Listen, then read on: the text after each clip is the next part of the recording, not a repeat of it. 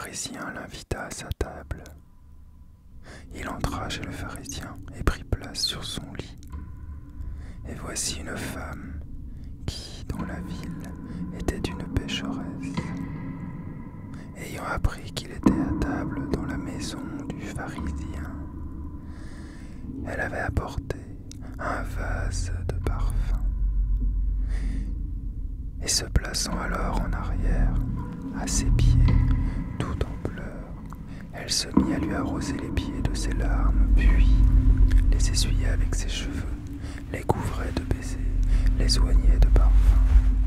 À cette vue, le pharisien qui l'avait invité se dit lui-même: si cet homme est un prophète, il saura que cette femme qui le touche est ce qu'elle est, pécheresse. Mais Jésus, prenant la parole, lui dit: Simon, j'ai quelque chose à te dire.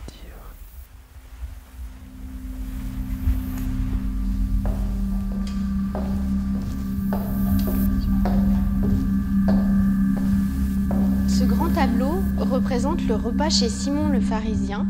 Il a été commandé au peintre Philippe de Champaigne par la reine Anne d'Autriche pour décorer, avec 4 autres tableaux représentant également des repas mystiques, le réfectoire du couvent de Val-de-Grâce dans les années 1656-1657.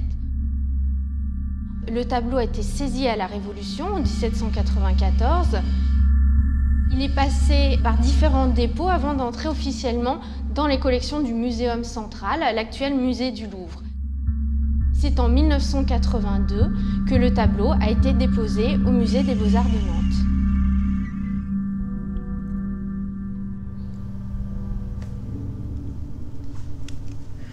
Le musée des Beaux-Arts de Nantes a confié au C2RMF le tableau de Champaigne pour sa restauration.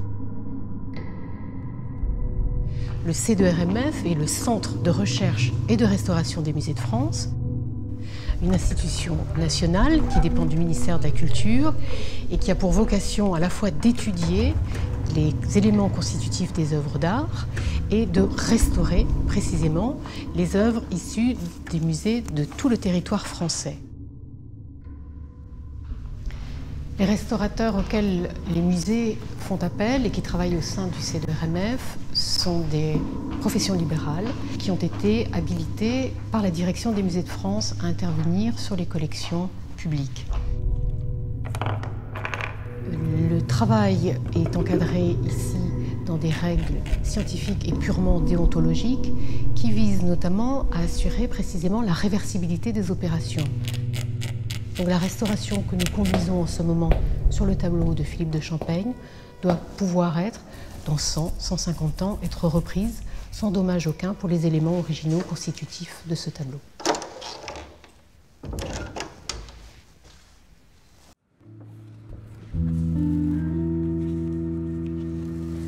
Nous avons constaté des altérations qui concernaient principalement le support et qui étaient localisées sur les coutures.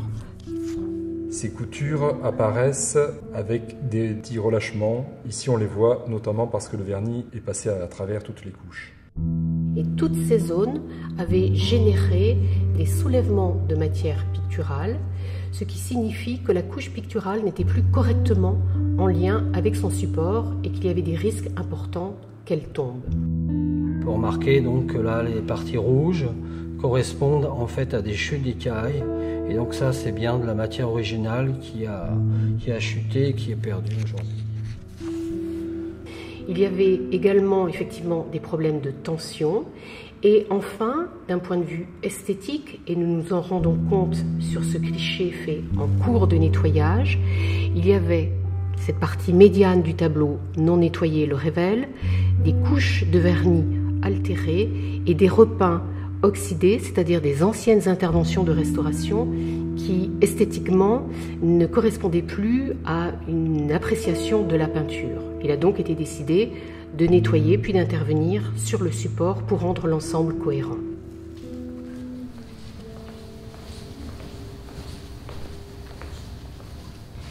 Ici, nous voyons le revers du tableau avec sa nouvelle toile de rentoilage car c'est une reprise de rentoilage qui a été effectuée par l'équipe de restaurateurs spécialisés dans le traitement des supports toiles, Emmanuel Joaillereau, Jean-Pascal Viala et Christian Châtelier. Reprise de rentoilage car ce tableau a été en effet rentoilé, probablement à son entrée dans les collections du musée du Louvre. Le rentoilage est une technique développée au XVIIe siècle qui consiste à la fois à refixer la matière picturale par la face, c'est-à-dire à redonner de l'adhérence à la couche picturale sur son support, et à renforcer le revers de la toile par une toile neuve, si bien que nous ne voyons plus le revers de la toile originale.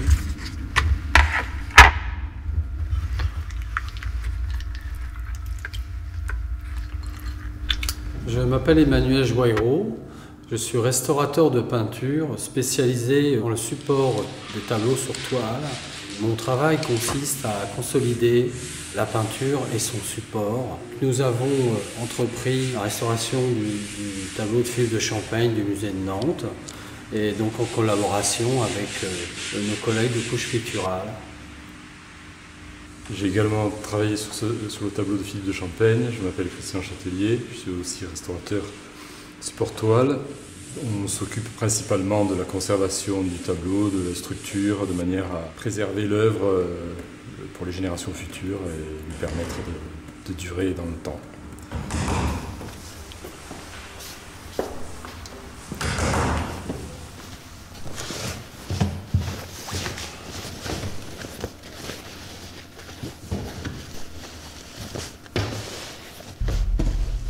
Je vous présente notre outillage utilisé dans le rentoilage.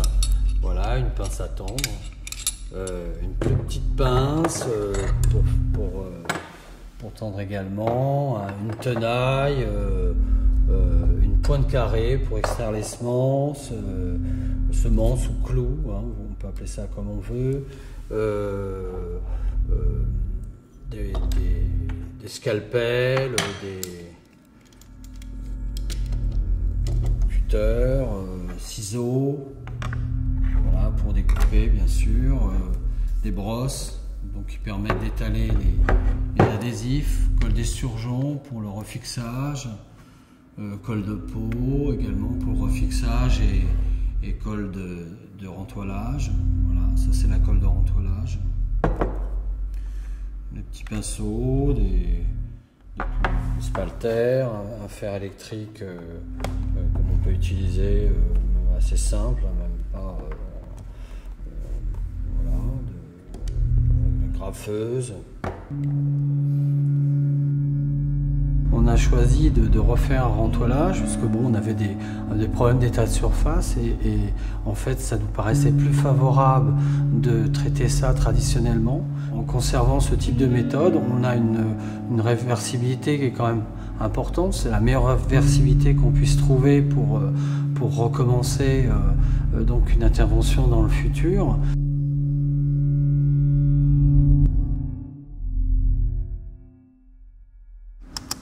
Donc là, Emmanuel, ce sont les différentes vidéos qui ont été prises pendant la restauration support. Oui, donc là, on a récupéré la toile dans l'atelier après le nettoyage et on a détaché la toile du châssis et on la glisse en fait sur notre fond de travail qui va servir de surface pour effectuer nos opérations. Bon, je me déplace. Ça va? Ouais. C'est l'étape suivante, c'est la pose de papier, de bandes de papier. En fait, pour les coutures, c'était en fait consolider, les protéger et les maintenir. Voilà, donc là, le tableau disposé à plat sur sa table, on est en cours de collage du papier de cartonnage. C'est-à-dire qu'on a collé une première couche assez fine. On va disposer le papier et le tendre à la brosse.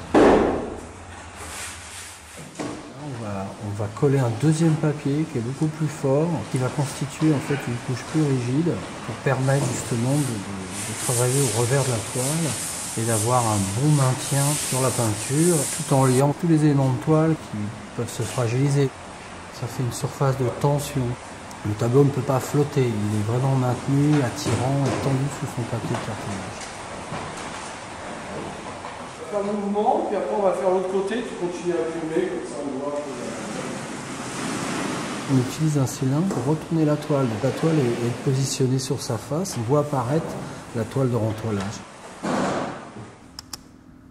Voilà, donc là on est au revers et on est en train d'effectuer le décollage de la toile de rentoilage. Et donc on découpe en lanières la toile de rentoilage pour faciliter son décollement de la toile originale. Donc là on trouve quelques lacunes sur les bordures du tableau. On dessine selon la forme de la lacune sur un petit morceau de toile appropriée qui permet de tracer le contour de l'incrustation, la découper à la forme de la lacune et l'insérer dans l'espace.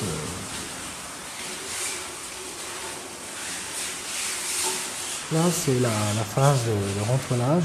Donc on a tendu une toile sur un bâti et là on est en train de brosser le revers du tableau en étalant la colle. Quand on va dérouler la toile en contact, on aura un collage assez homogène. Donc le but est quand même de mettre une couche assez fine sur la nouvelle toile.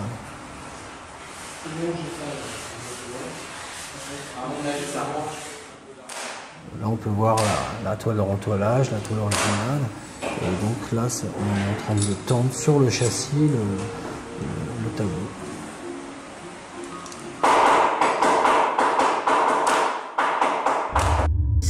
Ça là, c'est du lapis lazuli pur. Et il est posé en l'occurrence sur un fond blanc pour faire jouer encore plus la puissance du bleu. Plus la matière est belle et de grande qualité, ce qui est le cas, plus c'est un plaisir de la combler. Regardez le portrait de Simon, ça prend une dimension d'une vérité humaine. Hein. C'est un portrait vivant, en fait.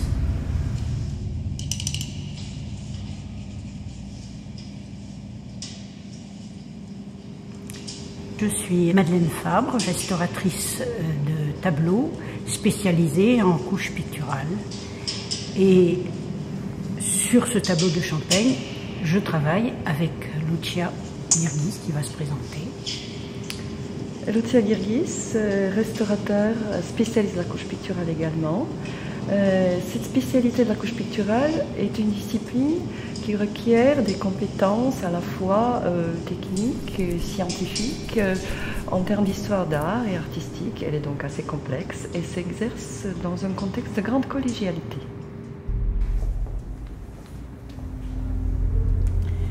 La restauration de tableaux consiste en 3 phases d'intervention. La première est le nettoyage, c'est-à-dire sont dégagés et vernis les mastiques. Cette phase se fait à l'aide d'un coton-tige, également à l'aide de scalpels chirurgicaux, mais aussi les outils de dentiste qui sont des pointes sèches. La deuxième phase, qui commence par le masticage des lacunes à l'aide d'un couteau à mastiquer et d'un mastic qui peut être parfois même un peu teinté. Vous avez la toile originale qui porte encore sa préparation rouge. Vous voyez ce petit détail gris qui est une couche d'après. Et ensuite la couche picturale. Au cœur, vous avez une lacune qui nous montre la toile de rentoilage. À noter également ces fils qui sont les fils de la couture de la toile originale. Après le masticage, donc, on réintègre les lacunes de façon illusionniste. Palette, couleurs, ce sont des couleurs au vernis. Et les pinceaux sont de différentes tailles, mais vous remarquerez quand même qu'ils sont extrêmement fin et petit. Vous voyez. La troisième phase, et la dernière, est le vernissage, qui met en œuvre donc vernis à l'aide d'un spalter.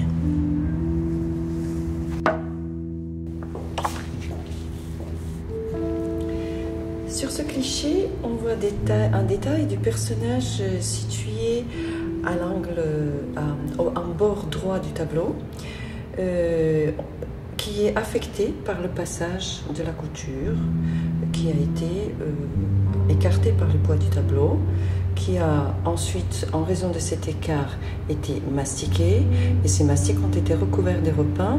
Et on voit également probablement plusieurs couches de vernis de restauration qui se sont oxydées et qui ont donné aux couleurs un aspect brunâtre et empêchant donc la bonne lecture des tons et des valeurs.